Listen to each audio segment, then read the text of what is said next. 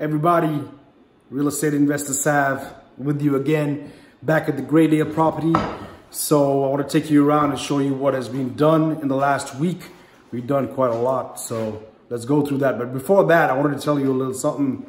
You know, in the life of an investor, you think that all you're doing is fixing and flipping and real estate related stuff, which is true, but in between you got to do a lot of administrative stuff too. So for example, today my man's called me over here and said, hey, listen, we got all the rough-ins ready for the plumbing. So we got the kitchen sink, we got the kitchen plumbing in there, the laundry tub and the bathrooms.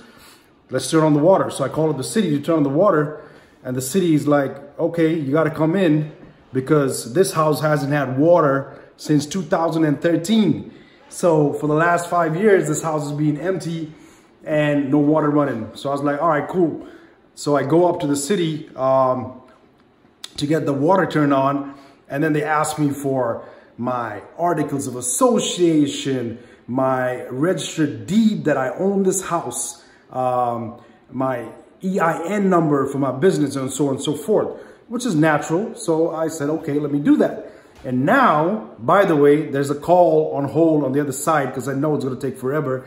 I've been on hold for 20 minutes. I got another 30 minutes to go. I'm on hold with the IRS so I can get a letter stating my EIN number for my business. That's the only way the city will turn on the water to verify that business is mine.